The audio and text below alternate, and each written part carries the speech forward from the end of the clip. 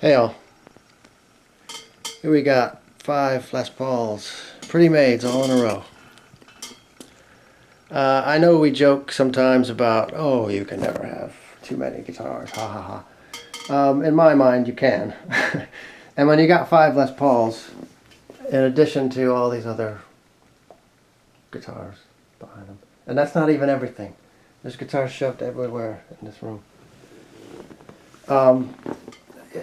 That's too many, because it gets to the point where if I've got 5 Les Pauls in amongst all these other ones, right? Then if I play one Les Paul a week, then each of these is going to get played once every 5 weeks. In among, mixed in with all these other ones getting playing time. And that's not, for me, that's not enough time for me to fall in love with them. And I like to fall in love with them, So that brings us to this video. It's 5 Les Pauls minus 1. One of these is going to go. We're going to talk that through. But as is usually the case, this video is ostensibly about guitars, but it's also about life, right?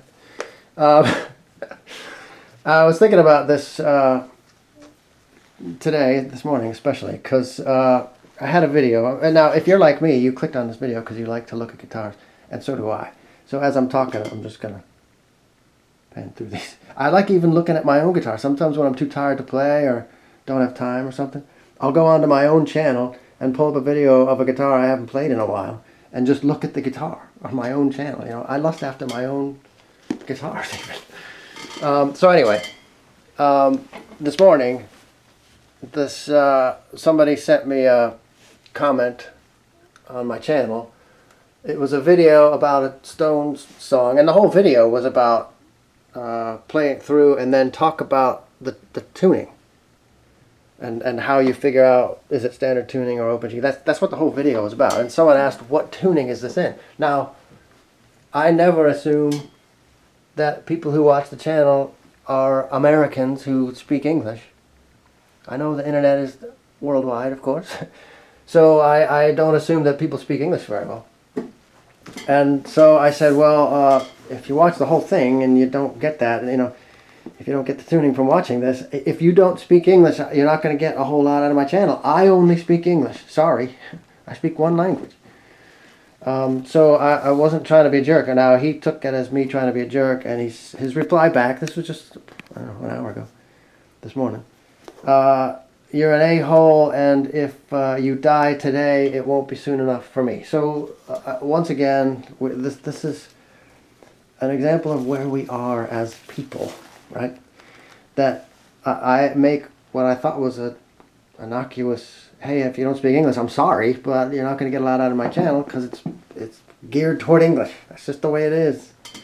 It's the language I speak. So that got me thinking, like, what? Here we are in 2020. Everything sucks. Let's face it. 2020, you can have it. The politics, the lockdown, all the stuff. Everybody's angry at each other all the time. Everybody hates their own lives, and they're envious of somebody else's life. I'm guilty of it myself. But I have a chance with 5 Les Pauls to do something nice. And I got to thinking, like, what would the world be like, or what could it be like, if we just weren't jerks to each other? If we just decide to do nice things. Now, I can't make everybody on planet Earth be nice to each other. There's too many people, too many jerks. But what I can do is, in my own household, can I not be a jerk? I can try like hell not to be a jerk in my own household. That's doable. Of the people I work with and come into contact every day, can I not be a jerk to them? Yeah, that's doable. I can control that. Can the people that work with me, can they decide they're going to not be jerks? Yeah, they can. I can't change the universe, but I can change my little part of it, right? That's the age-old thing that you hear all the time. So that's what we're going to do. One of these has to go. Which one is it? It's this guy. The best Les Paul I've ever played. Tokai Love Rock. It's going back to the guy who sold it to me, who really, really wants it back. We've been going back and forth since I bought it. He really wants it back. It is a nice Les Paul. I think about 79, 80-ish, right around there. Push pulls on all 4 for, you got your coil tap and series parallel stuff, all the Jimmy Page wiring, 21 different tones. The flame is nice and subtle. I like that. Nice tight flame. Not a outrageous kind of quilt top, but when they did the conversion to Jimmy Page, they put the Gibson logo on and everything. That's just short and simple. That's the best Les Paul I've ever played. But it's going back to him. I've got 4 others. If this gets shipped out, when it gets shipped out tomorrow, guess what? I can come home from the shipping place and I can play that one. I can play that one. That one. That one. I can go through all those guitars and pull one out. And I'll be perfectly happy. So I got a chance to do something nice for that guy because he really regrets selling it. And he loves it and he's got personal history with it. I'm going to do a solid and send that back to him. But do I get a medal for doing that? No. Do I get anything for doing it? No.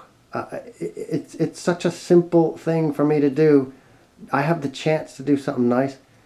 I'll probably lose a couple $100 on it because I had a little bit of work done to it. But I don't care. That's not going to break me. I'm lucky. I'm blessed. Look at this. It's absurd. I used to dream when I was 15 about having one Les Paul someday.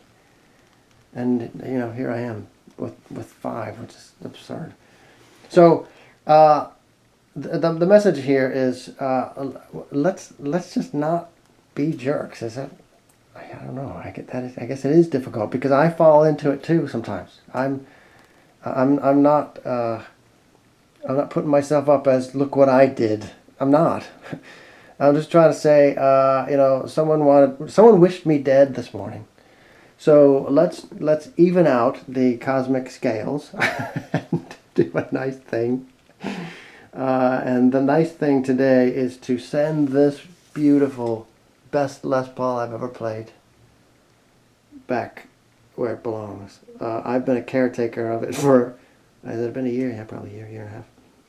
But it's going to go back where it belongs, into the waiting arms of the guy who lovingly oversaw all the work on it. So the moral of the story is, if you can't change the big picture, change the little picture. If you get a chance to do something nice and it ain't gonna hurt you, this doesn't hurt me. Selling this back and losing $200, that doesn't hurt me. I know it's $200. Yes, I'm not rich. That still means something. But right now, in this moment, the way I'm set up, no, I can afford to drop $200. Plus, I got to play it for a year and a half. It's like me renting the guitar for $200 for a year and a half. That's a pretty good deal. So that's going to be shipped out tomorrow. I'll probably play it a little bit today, one last time. Shed a tear, take a couple pictures. But it's going back to someone who, believe it or not, will appreciate it more than me. So that's pretty cool to know that this guitar that's another little chapter in the life of a 40-year-old guitar, which already has some cool history to it with all the work that's been done and all of that. Now it's got that little cool story to it. And that's cool. I'm a little part of the history of that guitar, wherever it ends up, even after that guy. And that's cool. I like that. So 5 minus 1 is where we are. Yes, I will probably replace it with something else. So stay tuned over the next few months. But we'll see. I really would like to get some serious playing time on that, which I just got recently. And that one just got last week. And really starting to feel good things about that tobacco burst guitar. So, so long, man. I love this Love Rock.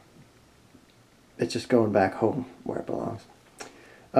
Good luck and go Bills.